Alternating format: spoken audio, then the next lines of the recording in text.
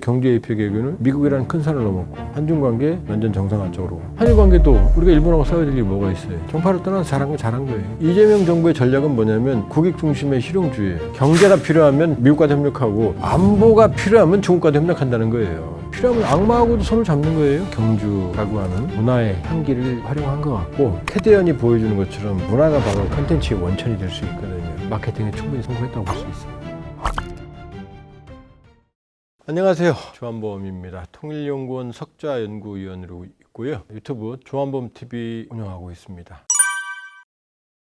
큰 산을 넘었다. 그러니까 이번에 합의문도 없고 MOU 체결도 아직 안 됐고 비판의 소지가 있지만 그런 말 다 의미 없습니다. 트럼프라고 하는 인물은 한미 FTA를 깬 사람이에요. 국가가 체결하고 오해가 비준한 걸. 그러니까 지금 아주 큰 입구에 들어섰다, 관문에 들어섰다 이렇게 볼 수가 있고 안보 분야가 있고 경제 분야가 있었죠. 안보 분야에서는 큰 이견은 없었던 것 같다. 국방비 증액 이 대통령이 충실하게 하겠다. 농축 제철이 핵심 잠수함 큰 입구를 열었고 특히 이제 주목할 부분은 헤그세스 미 국방부 장관이 뭐라고 말했냐. 한국이 전작권 환수 훌륭한 일이다라고 그랬거든요. 동의한다는 얘기죠. 그러면 안보 분야에서는 동맹 현대화 포함해서 상당히 만족할. 또 이번 에이펙 전에 우리 당국자도 안보 분야는 아예 합의문까지 만들어져 있을 정도다라고 했거든요. 정말로 저도 많이 놀랬지만 공개적으로 핵심 잠수함 농축 제철이 수건 중에 수건 완벽한 건 아니죠. 한 발 다가갔다. 이건 정말로 큰 거다. 김영삼 정부 때부터 시작됐던 30년간의 수건 완전히 풀렸다고 할 수는 없지만 풀리는 순간이다. 경제 분야로 봐야 되는데 상당히 성과가 있었다. 자, 트럼프 대통령은 3,500불 어프런트 현찰 선불 이런 표현했잖아요. 그런데 이 성과가 잘 됐다고 하는 거 어디서 볼 수 있냐면 트럼프 대통령이 우리 김정관 산업통상부 장관 보고 뭐라고 말했어요. 터프가이라고 그랬잖아요. 버텼다는 얘기거든요. 나온 최종 합의는 어떻죠? 뚜껑을 더 열어봐야 되지만 나온 것만 보면 최대 200억 달러. 이거 맥시멈이에요. 매년 200억 달러 낸다는 게 아니라. 하는 총재 이창용 총재가 언론에 나와서 그랬죠. 외환시장에 충격 없이 1년에 확보할 수 있는 건 150에서 200억 달러다. 근데 이번에 합의문은 뭐죠? 1년에 맥시멈 200억 달러. 200억 달러 아니어도 되는 거예요. 10년 분할이겠죠. 근데 약정 기간을 보면 2029년 1월까지예요. 왜냐? 200억 달러를 못 내면 줄일 수 있게 돼 있거든요. 그러면 이건 우리가 감당할 수 있는 부분이거든요. 거기다 3,500억 달러 중에서 1,500억 달러는 마스가 미국의 조선업, 그건 우리 기업이 주도하고 여기에 보증, 대출까지 다 들어가는 거예요, 금액이. 그렇게 보면 처음에 트럼프 대통령이 얘기했던 황당한 현금 선불 3,000억 불 이게 아니잖아요. 그리고 또 하나는 바로 이제 리스크죠. 트럼프가 원래 처음에 말했던 건 니들이 돈 내면 내가 마음대로 내가 원하는 데 쓸 거야. 근데 그게 아니잖아요. 우리는 철저하게 상업성, 그러니까 망하는 데는 투자 안 하는 쪽으로 경제적 거래 베이스로 한다라고 얘기가 서로 된 거란 말이에요. 따라서 트럼프의 그 말에 모든 게 다 들렸다. 터프했다 한국이. 버틸 수 있는 힘은 뭐냐? 펼칠 수밖에 없는 상황이니까. 협상을 할 수 있는데 우리가 안 주면 미국이 치고 들어왔겠죠. 그렇기 때문에 이번 협상은 핵추진 잠수함, 농축 제철이만 보면 200점. 전체적으로는 90점 정도 받을 자격이 있다. 물론 이제 후속 협상들이 진행이 되죠. 그러나 큰 산을 넘은 이게 정상적인 거래가 아니잖아요, 사실은. 정상적인 거래란 빵점이죠. 왜? 돈은 우리가 내고 이유는 반반씩 나눠? 말이 안 되잖아요. 강도화 협상이라고 제가 그러는데 날강도화 협상인 거거든요. 어떨 수가 없죠. 칼자루는 트럼프가 쥐고 있으니까. 세계 25% GDP를 차지하고 있는데 미국과 수출을 막으면 미국은 수출을 막을 권한이 있거든요. 관세. 그 관세를 맞으면 우리는 수출 못하는 거고 경제 직격탄이 되는 거거든요. 목을 쥐고 흔드는 거거든요. 자유무역 질서를. 이번 경주 에이펙 합의문에 자유무역이라는 네 글자가 안 들어갔잖아요. 근데 들어갔어요. 무역의 중호수, 협력, 연대. 근데 미국이 자유무역을 못 쓰게 하니까 못 들어갔단 말이에요. 그 정도로 지금 전 세계를 압박을 하는데 강도가 아닌 일반 사람과의 협상이었단 말이에요. 그럼 이 정도면 잘한 거죠. 여기서 뭐 더 어떻게 하겠어요. 정파를 떠나서 잘한 건 잘한 거예요. 그런데 이제 향후 또 어떻게 바뀔지 모르고 상황이 이동적이다 이런 부분은 감안해야겠지만 여기만 평가한다면 90점은 충분하다. 잘 됐죠. 왜냐? 이재명 정부의 전략은 뭐냐면 국익 중심의 실용주의예요. 안미 경종 시대는 끝났다. 그래서 이제 아닌가 봐. 이제 그 미국만 잡나 봐. 이재명 대통령 말은 그런 뭐 양다리 이 말을 한 게 아니고 미국을 간다가 아니라 경제가 필요하면 미국과 협력하고 안보가 필요하면 중국과도 협력한다는 거예요. 우리를 중심에 놓고 보겠다는 거예요. 그러면 중국이랑 지금 싸워야 될 이유가 없잖아요. 지금 미국 관세 전쟁에서 동병상련인데. 그러니까 국익 중심의 실용주의면은 필요하면 악마하고도 손을 잡는 거예요. 국익은. 개인 간의 거리가 윤리가 아니니까 냉정한 거란 말이에요. 그러면 시진핑은 또 어떤 입장이냐. 트럼프가 동맹에 등을 치고 있죠. 질서의 파괴자예요. 트럼프는. 여길 지금 파고들고 있어요. 그 흔들리는 미국 동맹 EU와 무역을 강화하고 미국이 책임을 방기한 지역에 지원을 많이 하고 지금 트럼프는 어떻게 해요? 지난 9월 말 유엔총회에서 유엔 필요 없어? 내가 다 잘했어? 이번에 경제 에이펙도 와서 뭐예요? 나 잘났다 하고 갔잖아요. 지금 기자랑만 하고 간 거예요. 사실은. 오히려 시진핑이 뭐라고 그랬어요. 이번에 공동부유, 같이 잘 살자, 포용적 발전 이런 얘기를 했잖아요. 지금 유엔총회에서도 트럼프 대통령은 지구온난화 거짓말이야 혼자 떼쓰고 있는데 화살 걸려. 시진핑은 청정에너지 옳은 말을 지금 시진핑이 하고 있거든. 왜냐? 그걸 가지고 지금 접근한다고 말이거든요. 시진핑 입장에서는 지금 한국 손을 안 잡을 이유가 없잖아요. 한국하고 왜 싸워요? 싸울 이유가 없지.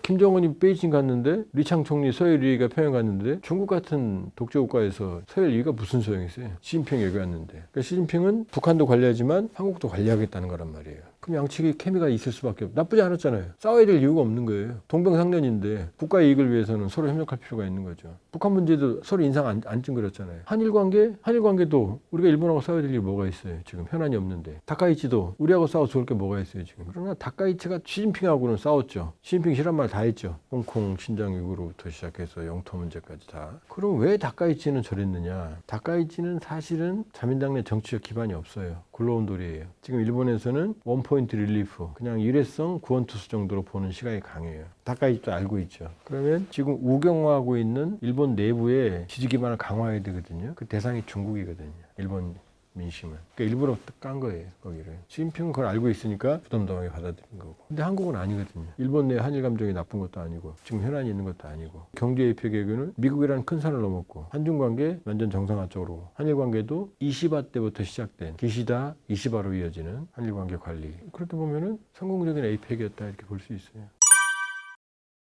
미중은 그거는 이미 예상됐어요. 소문난 잔치 먹을 거 없다. 첫 번째, 맹수와 맹수끼리는 싸우질 않아요. 이게도 치명상을 입으니까. 그럼 소문난 잔치 먹을 거 없다는 건 뭐냐. 베센트 미국 재무장관, 중국 부총리가 말레이시아에서 회담했잖아요. 거기 어떻게 합의했어요? 히토리 수출 통제 1년 유예할게. 그 다음에 베센트는 뭐라고 그랬어요? 그래 우리도 추가 100% 추가 관세 1년 유예한다. 지금 유예했잖아요. 지금 해결된 게 아무것도 없잖아요. 트럼프가 아픈 걸 건드렸죠. 시진핑이. 콩 수출 막아. 트럼프 지지가 농민인데 농민들이 지금 콩 수출 못해서 난리가 났잖아요. 콩 수출 해줄게. 트럼프 한숨 쉬어. 이제 한숨 나요. 히토류 1년 유예해줄게. 그 다음에 트럼프는 어떻게 했어요? 중국이 펜타닐 원료를 마약 미국에 유입시킨다. 남미로 간다. 중국 보니까 너네 좀 성의가 있어. 그러니까 20% 펜타닐 관세 10% 줄여줄게. 이게 다잖아요. 양측은 합의를 타결할 수가 없는 게 한쪽이 이기면 한쪽은 징계되는 거거든요. 한쪽이 지면 한쪽은 치명상이거든. 둘 다. 트럼프는 무역전쟁에서 중국한테 지면 끝나는 거고 시진핑은 미국한테 밀리면 흔들리는 시진핑 권력이 더 흔들리는 거고 엔비디아 칩부터 시작해서 반도체 완전히 중단시키면 중국 첨단 산업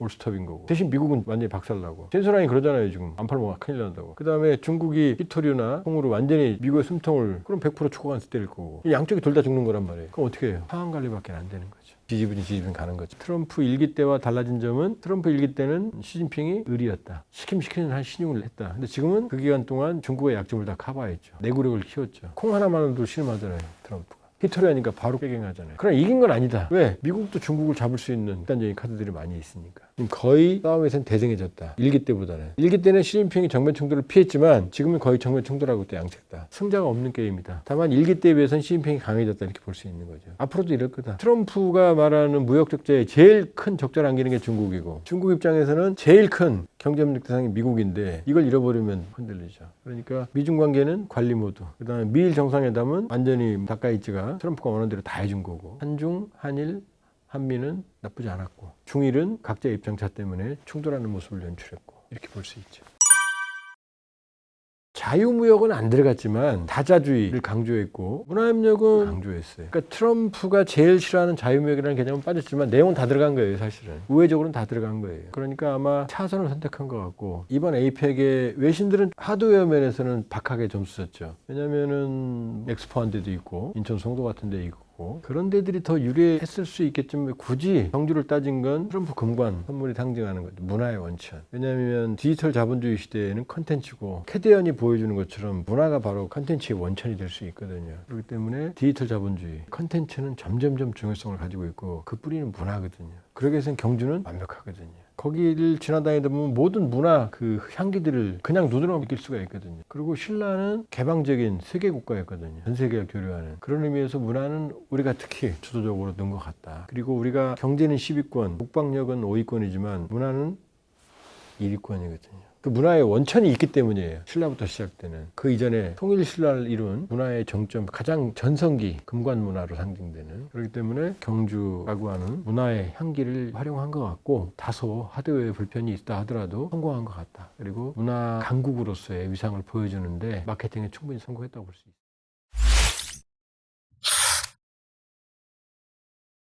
1800톤급을 3000톤급으로 잠수함 위에다가 탑재를 했는데 굉장히 기형적입니다. 북한이 보여주고 있는 특히 해양 무기 체계들이 이미 빠른 속도로 진화하고 있다고 좀 보고 있어요. 최근에 5000톤급 이상 대형 잠수함을 건조하는 그런 모습들을 보이고 있는데 그런 부분들이 굉장히 우려스럽다는 것이죠. 그럼 왜 이렇게 북한의 무기 체계 전력화 속도가 빨라지고 있는가? 그렇게 따지면 미국, 중국, 러시아, 일본, 나아가 북한 모두가 핵추진 잠수함을 갖고 있거나 가지려고 하거나 그런 상황인데 꼭 우리 대한민국이 핵추진 잠수함을 갖겠다고 선언하는 것 자체가 한국에만 지정학적 비용이 마치 이렇게 부과되는 것으로 인식되는 부분들도 저는 공정하지 않다라고 생각을 합니다. 당국자로서 러시아를 만났던 지난 기억들을 돌이켜보면 굉장히 뻔뻔해요. NPT를 지키는 척 하면서 손을 넘고 그런 러시아가 아직 건조도 하지 않은 핵잠수함을 갖고 있던 한국을 대상으로 왈가불가하는 그 자체가 저는 올바르지 않다고 생각을 합니다. 네, 안녕하세요. 한국국가전략연구원의 두진호 유라시아 연구센터장입니다. 만나 뵙게 돼서 반갑습니다. 만약에 러시아가 우크라이나를 침공하지 않았다면 대한민국이 핵추진 잠수함을 보유하는 것에 대해서 그렇게 민감해하지 않았을 것입니다. 그러나 결론적으로 러시아가 우크라이나를 침공하고 이제 서방과는 거의 척을 졌고 대한민국도 가치연대에 동참하면서 대러 제재를 하게 되면서 러시아가 지정한 비우호 국가에 한국이 포함되어 있는 겁니다. 그러니까 우리가 대러 제재도 하고 또 우크라이나에 대한 인도적 지원도 하게 되면서 한러 관계가 좋지가 않죠. 그런 와중에 또 북한은 갑자기 손들고 특수작전군을 러시아에 파병함으로써 이제 북러 관계가 혈맹 관계가 되어버린 이 안보 구조로 인해서 이제는 과거와 다르게 러시아도 대한민국의 국방력이 강화되는 것을 그냥 가만히 보고 있지는 못하는 거고요. 최근에 여러 가지 러시아의 총참모장을 비롯해서 군부 엘리트들을 포함한 이런 그들의 인식 자체가 한미동맹, 미일동맹, 그리고 한미일 안보협력 그 자체가 러시아의 안보 위협이라고 이렇게 규정을 하고 있기 때문에 같은 맥락에서 대한민국의 이 핵추진 잠수함을 보유하는 것 그 자체도 이제 러시아는 극동지역에서 어떤 전략적 안정이라든지 이런 것들을 훼손하고 나아가서 러시아의 안보 위협에도 상당히 이것이 부담이 될 거라고 아마 공식화할 가능성이 크죠. 그런데 사실은 잠수함 활동이라는 게 그물로 잠수함을 이렇게 잡아서 건져 올릴 수도 없고 부상시킬 수도 없기 때문에 기본적으로 은밀성을 기초로 작전 활동이 이루어지는데 우리 동해 같은 경우에는 심해가 깊죠. 그래서 사실은 주변 사강, 나아가 잠수함 능력을 보유하고 있는 영국, 캐나다를 포함한 수많은 주변국들이 이 동해 지역의 심해에서 사실상 잠수함 경쟁과 각축을 벌이고 있습니다. 그런데 만약에 10년 뒤 최소 10년 뒤에 한국이 핵추진 잠수함을 갖게 된다면 동해 지역에서 주변국, 주변 사강을 포함한 주변국의 이제 이 잠수함 각축은 더 심화될 수 있고 그 중에서 러시아가 마찬가지로 태평양 함대 사령부의 대잠, 잠수함 작전 활동이 지금보다 좀 더 그 빈도가 많아지거나 활성화될 가능성이 열려 있다 이렇게 저는 생각합니다. 사실 북한과 관련된 특히 군사 관련된 건 모든 건 다 북한이 오픈을 하지 않기 때문에 추정치를 가지고 이렇게 판단을 하는데요. 그나마 공신력 있는 우리 자료들, 우리 대한민국 국방부의 국방백서, 그다음에 스톡홀름 평화경제연구소 시프리라고 하죠. 이런 것들을 통해서 몇 가지 이렇게 좀 추정을 해보면 최소한 70여 척 정도를 가지고 있다. 근데 그 70여 척 중에서 1800톤 수준의 로미오급이 대략 한 20여 척, 나머지 한 50여 척 이상은 300톤급 이상의 상어급 이렇게 이제 구분을 합니다. 그런데 이제 이 북한의 잠수함이라는 것이 구소련으로부터 일부 기술을 이전받아서 이제 과거 냉전 시대 때 대부분 만들어서 거의 성능 개량 없이 현재까지 왔기 때문에 현재 북한이 가지고 있는 보유하고 있는 1800톤급 로미오급과 그리고 300톤 수준의 상어급 잠수함 자체가 굉장히 어떤 작전 수행 능력 하기에는 굉장히 좀 부족한 상황이 아닌가 이렇게 좀 평가를 하는데요. 주로 이제 북한 잠수함의 군사적인 어떤 활용 목적 자체가 해상 교통로를 차단한다든지 잠항을 하면서 수상함, 그러니까 바다 위에 떠 있는 해군 군함들을 공격한다든지 혹은 기뢰를 부설한다든지 또 북한은 유사시에 특수작전 부대를 대한민국의 전후방에 아주 빠른 속도로 이렇게 전개를 시키게 되어 있는데요. 그런 기습에 필요한 침투 작전 지원용으로 활용하는 이런 목적들로 이렇게 활용을 하고 있는데, 그러기에는 또 대한민국 해군의 능력이 일취월장 이렇게 발전을 하고 있기 때문에 기존 잠수함이 비록 70여 척을 북한이 갖고 있다 하더라도 작전적 그 이상의 목적 달성하기엔, 군사 목표 달성하기엔 굉장히 노후화된 상태다, 이렇게 좀 저는 판단하고 있고요. 그래서 보게 되면 최근에 김군옥함이라고, 이것도 사실은 로미오급을 1800톤급을 3000톤급으로 거의 몇 배예요. 2배 조금 안 되게 확장시켜서 성능 개량을 했고요. 거기다가 SLBM이라고 하는 잠수함 탄도탄 미사일을 발사할 수 있도록 그 발사대를 이렇게 선체 위에다가, 잠수함 위에다가 탑재를 했는데 굉장히 기형적입니다. 그래서 사실은 잠수함이 기동하면서 어떤 SLBM을 발사할 수 있는 그런 능력을 보여준 게 아니고, 지금은 그냥 진수식 정도만 한 겁니다. 그러니까 전력화를 위한 시험 발사가 최종적으로 끝난 것이 아니기 때문에 기존에 가지고 있는 로미오급을 3000톤급으로 성능 개량 확장했다, 거기에 뜬금없이 SLBM까지 탑재를 했다, 아직은 검증되지 않았기 때문에 아직 북한의 이런 뭐 전반적인 잠수함 능력은 현재로서는 과거와 크게 다르지 않고 굉장히 노후화되어 있다라고 볼 수 있는 여지가 충분하지만, 러시아와 혈맹 관계를 통해서 앞으로 첨단 기술을 받아가고, 지금도 최근에 5000톤급 대형 잠수함을 건조하는 모습을 일부 좀 의도적으로 보이고 있잖아요. 그런 것들이 러시아의 손을 많이 타게 된다면 앞으로 5000톤급 이상의 대형 잠수함, 나아가서 한국도 추진을 할 걸로 예상이 되는 핵 추진 잠수함, 거기에 SLBM 잠수함 탄도미사일, 나아가서 전술핵까지 탑재시킬 가능성도 충분히 열려있기 때문에 북한의 어떤 잠수함 능력도 충분한 잠재력을 가지고 있다, 이렇게 전망하면 평가합니다. 북한이 보여주고 있는 특히 해양력, 해군의 그 어떤 무기 체계들이 굉장히 빠른 속도로 저는 진화하고 있다라고 좀 보고 있어요. 예를 들어서 뭐 최현호함, 그 다음에 김군옥함, 비록 둘 다 완전히 전력화가 가능한, 즉각 전력화가 가능한 수준에서의 충분한 어떤 무기 체계의 신뢰성을 보이지는 않았지만, 중요한 건 과거와 다르게 무기 체계의 발전 속도가 빨라지고 있다는 부분을 저희가 좀 간과해서는 안 된다라고 생각을 하고 있습니다. 최현호함 같은 경우에도 전방향 레이더가 이렇게 좀 탑재가 되어 있고, 그리고 방공 체계에도 러시아가 활용하고 있는 기본적인 무기 플랫폼을 좀 탑재한 걸로 일부 추정되는 그런 부분들이 굉장히 식별되고 있고요. 김군옥함을 전술핵 잠수함이라고 김정은 북한 국무위원장이 이렇게 발표하고 난 이후에, 그 자체도 사실은 SLBM을 탑재하고 나아가서 탄두부에 전술핵을 탑재하게 되면 굉장히 전략 자산으로서, 게임 체인저로서 의미가 충분한데, 최근에 5000톤급 이상 대형 잠수함을 건조하는 그런 모습들을 보이고 있는데, 그런 부분들이 굉장히 우려스럽다는 것이죠. 그럼 왜 이렇게 북한의 무기체계 전력화 속도가 빨라지고 있는가? 두 가지 정도로 이렇게 좀 보입니다. 하나는 해킹을 통해서 이런 뭐 잠수함에 건조할 수 있는 능력을 여러 보유한, 한국을 포함한 미국, 일부 뭐 서방 국가들의 그런 도면 설계도를 탈취하는 거죠. 정보 탈취를 통해서 역설계하는 부분들이 있겠고요. 또 한 가지는 제3국을 통해서 첨단 기술을 받아서, 저는 결정적인 기술이라는 표현을 쓰고 싶은데요. 그런 결정적인 기술을 받아서 본인들이 넘어설 수 없는 기술의 한계를 극복해서 무기체계의 발전 속도, 전력화 속도를 가속화한다는 것이죠. 근데 이렇게 지금 생각하는 것이 단순히 추정치가 아니고, 최근에 북한의 이 특히 해군 무기체계들이 빠른 속도로 발전하고 있는 부분, 그런 추세들, 그리고 러시아와 동맹 관계가 작년 6월달 북러 포괄적 전략 동반자 관계에 관한 조약을 체결하고, 작년 또 이맘때쯤 특수작전군을 보내서 이제는 혈맹 관계를 넘어섰기 때문에, 이런 전반적인 관계 안에서 러시아가 북한에 굉장히 스크루지처럼 기술은 절대 남들 제3국에 주지 않는데 북한에는 이전할 가능성들이 점점 커지고 있고, 그런 측면에서 이런 결과들이 북한의 해양력 발전에 상당한 기여를 할 가능성을 배제할 수 없는 겁니다.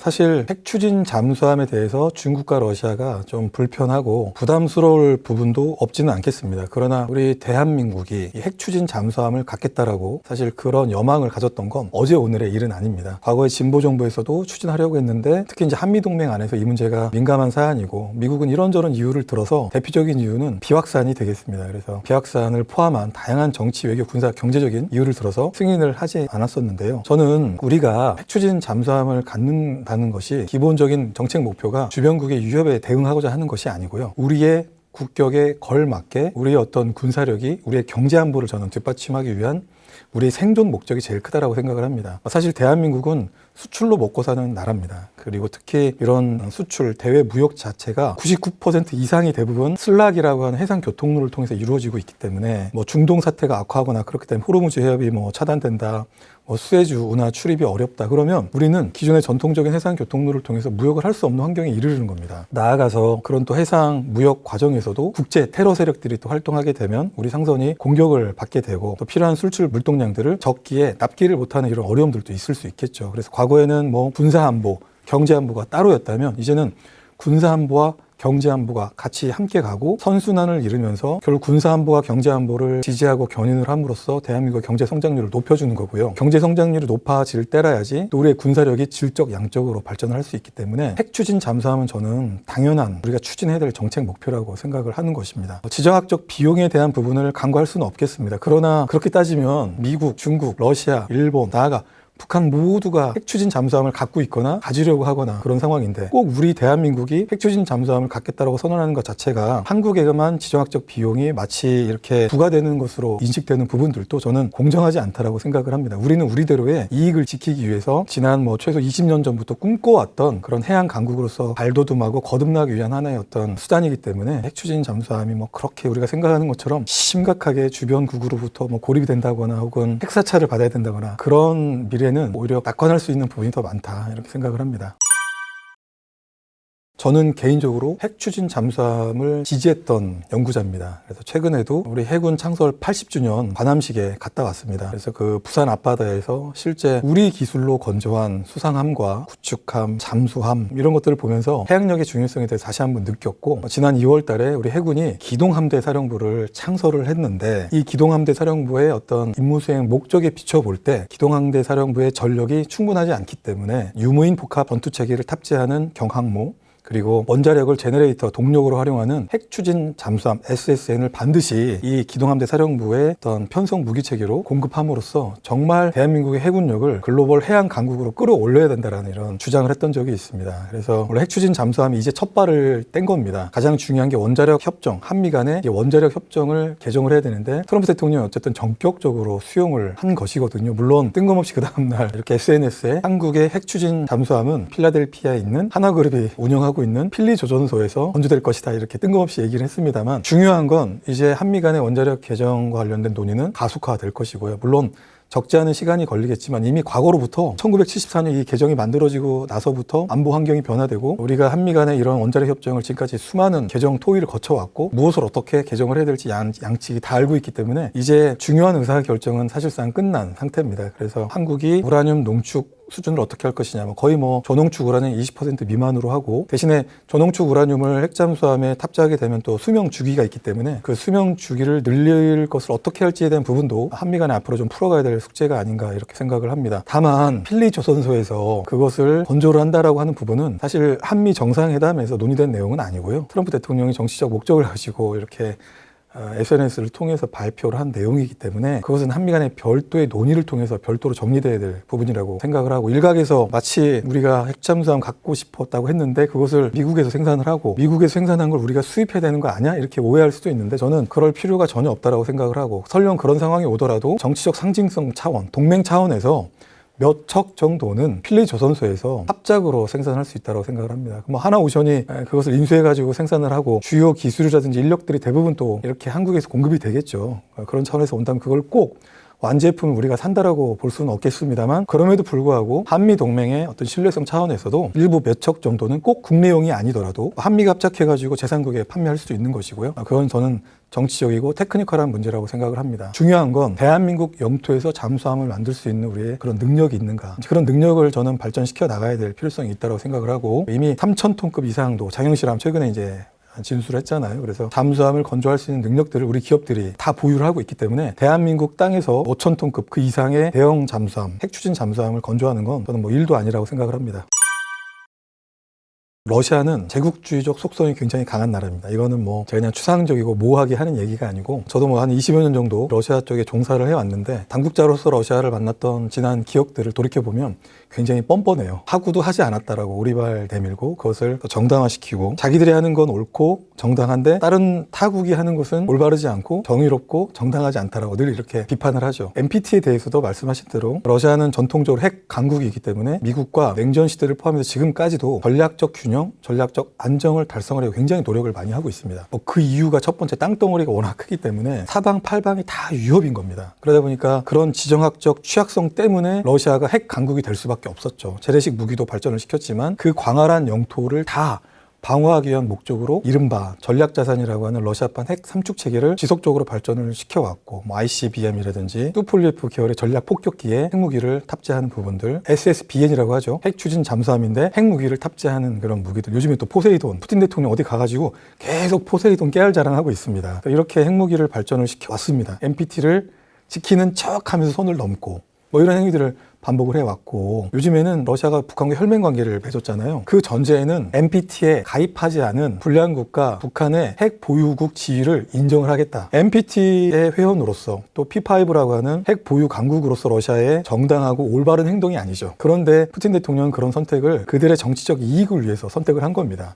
나아가서 또 뭐가 있을까요? 우크라이나를 침공하고 나서부터 주요 국면마다 핵 공격할 수 있다, 핵무기 사용할 수 있다라고 계속 우크라이나와 서방을 겁박하고 압박도 하고 있습니다. 그래서 이렇게 기존 제도가 규제하고 통제할 수 없는 그 간극들을 이렇게 저렇게 막 다 봐가면서 그들의 어떤 지정학적 취약성을 극복하고, 또 우크라이나를 상대로 한 이 전쟁에서 어떤 전장 주도권을 확보하기 위해서 굉장히 NPT에 바람직하지 않은 방향으로 이런 노력들을 하고 있기 때문에, 그런 러시아가 아직 건조도 하지 않은 핵잠수함을 갖고 있지던 한국을 대상으로 NPT를 상대로 왈가불가하는 그 자체가 저는 올바르지 않다라고 생각을 합니다. 물론 핵 추진 잠수함을 우리가 이제 전개시켜 나가는 과정에서 러시아가 외교적으로 그들의 어떤 권위가 있기 때문에 비확산에 동참을 해라라고 압박은 하겠죠. 근데 그런 부분들은 외교적으로 우리 한국이 핵추진 잠수함을 갖는 것 자체가 핵무기를 갖겠다고 하는 것이 아니고, 핵추진 잠수함을 보유함으로써 평화적인 목적으로 이용을 하는 것이고, 러시아를 포함한 제3국을 지향하지 않는다라고 하는 이런 어떤 외교적 메시지를 통해서 한러 관계를 안정적으로 관리시켜 나갈 필요가 있겠습니다.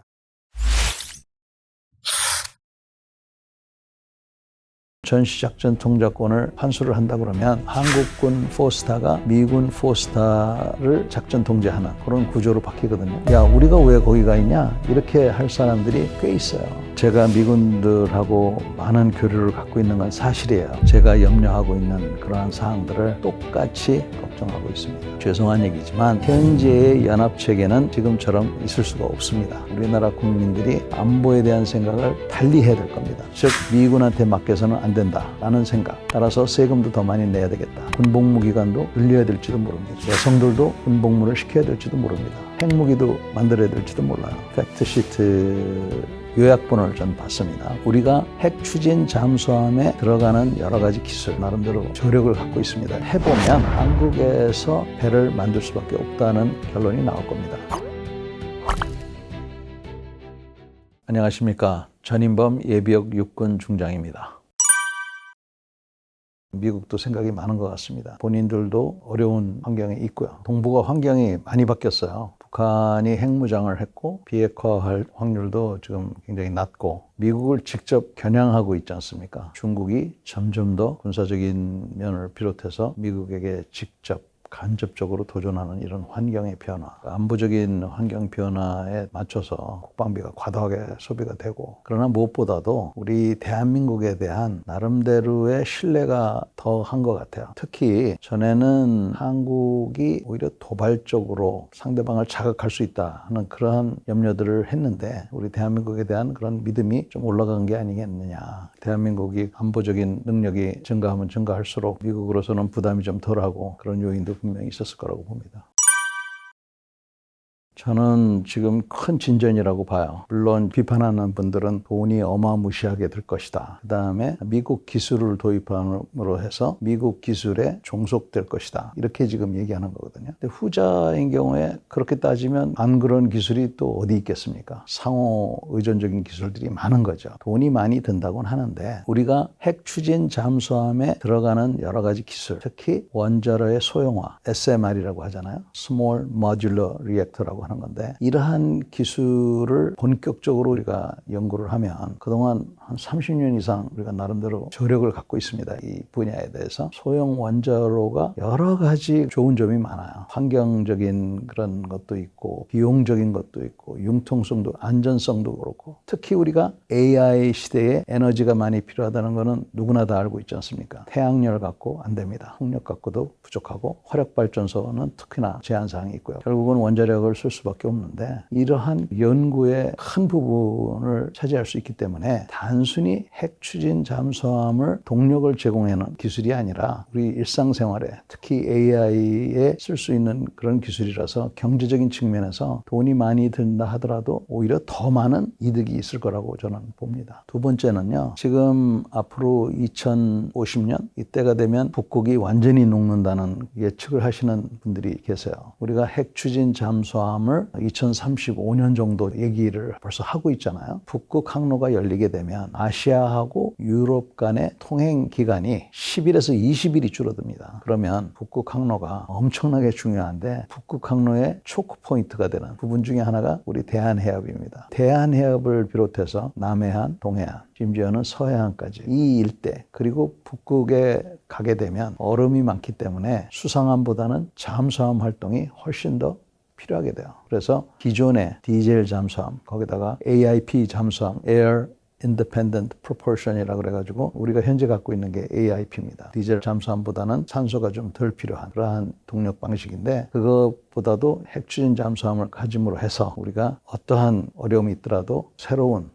공급망을 무역 항로를 지킬 수 있는 능력이 이제 생기는 거예요. 세 번째는 이제 군사적인 측면입니다. 이 잠수함이 막 돌아다닐 때 위험한 게 아니라 매복을 쓰고 있을 때가 제일 효과가 있습니다. 그래서 바다 깊숙이 상대방의 잠수함들의 움직임을 거기서 포착하고 있는 거죠. 거기다가 앞으로 무인정들, 무인 잠수함들까지 연동이 돼서 쓰게 되면은 인근 바다는 물론이고 우리가 필요로 하는 국익에 맞는 그러한 대양 활동도 할 수가 있는 겁니다. 우리 나라가 과거처럼 그러한 대양 세력으로 이렇게 진출할 수 있는 그런 역할을 할 수가 있는 거죠. 마지막으로는 2차 타격, 즉 만약에 상대국이 먼저 선제 공격을 하면 우리나라는 선제 공격할 확률이 그렇게 높지 않아요. 그렇기 때문에 우리는 한 방 맞고 이렇게 작전을 하게 되는데 그때 현재 우리가 갖고 있는 모든 군사시설이 공격을 받을 확률이 높습니다. 고정돼 있기 때문에. 그런데 잠수함은 어디 있는지 모르는 거죠. 반격 능력을 우리가 확실히 확보할 수 있다. 이런 측면에서 비록 돈이 많이 든다 하지만 상당한 그런 투자 가치가 있다. 우리 안보적인 측면에서 뿐만 아니라 경제적인 측면, 또 우리 미래에 있어서도 굉장히 그 파급 효과가 클 것이다 라고 저는 봅니다. 그래서 연료의 농축, 재처리. 사실은 우리가 한미 원자력 협정에 의해서 농축 권한과 재처리 권한은 갖고 있어요. 미국으로부터 승인을 받는다. 이 말은 정확하게 맞지 않습니다. 다만 미국하고 뭐라고 돼 있냐면 그 절차를 협의한다 이렇게 돼 있어요. 그러니까 앞으로 절차를 협의할 때 아마 까다롭게 할 겁니다. 그 까다로운 절차를 이제 우리가 잘 협의를 해야겠죠. 미국 조선에 우리가 개입하는 거 이러한 부분에 대해서는 해보면 한국에서 배를 만들 수밖에 없다는 결론이 나올 겁니다. 그런데